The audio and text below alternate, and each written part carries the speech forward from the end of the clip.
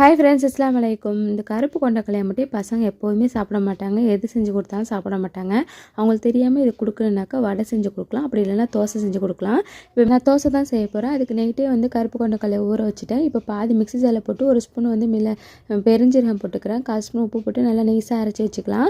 இன்னொரு பாதியில் 4-5 வரமிளகா, ஒரு ஸ்பூன் பெருஞ்சீரகம், 1/4 ஸ்பூன் உப்பு போட்டு நல்லா அரைச்சிக்கோங்க. இந்த அளவுக்கு அரைச்ச பிறகு நம்ம மிக்ஸி ஜாரெலாம் கழுவி அதில் ஊற்றிக்கலாம். நான் 1 டம்ளர் தண்ணி சேர்த்துக்கிறேன். இந்த அளவுக்கு வேணும் இந்த மாவு. நீங்கள் ஒன்றும் தண்ணியை வேணால் இன்னும் கொஞ்சம் தண்ணி கூட சேர்த்துக்கலாம். சேர்த்துட்டு இப்போ 4-5 பல்லாரி வெங்காயம் எடுத்திருக்கேன். கொஞ்சம் கருவேப்பிலை, கொஞ்சம் புதினா மல்லி எடுத்திருக்கேன்.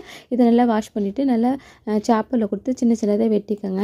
நீங்கள் அடை மாதிரி ஊற்றுறதா இருந்தால் கூட நல்லா திக்காக மாவு வச்சுக்கணும். நான் தண்ணியை கொஞ்சம் வச்சுக்கிட்டேன், தோசைக்கு வர மாதிரி சூப்பராக இருக்கும். இது பசங்க கொண்டக்கல்லையில் தான் செஞ்சதுன்னு யாராலையுமே நம்பவே முடியாது. நீங்கள் அடை மாதிரி கூட மொத்தமாக ஊற்றிக்கலாம். இதுக்கு தேங்காய் சட்னி செம்ம டேஸ்ட்டாக இருக்கும். கண்டிப்பாக நீங்கள் ட்ரை பண்ணி பாருங்கள். நம்ம சேனல் தொடர்ந்து சப்போர்ட் கொடுங்க, சப்ஸ்கிரைப் பண்ணுங்கள். தேங்க்ஸ்.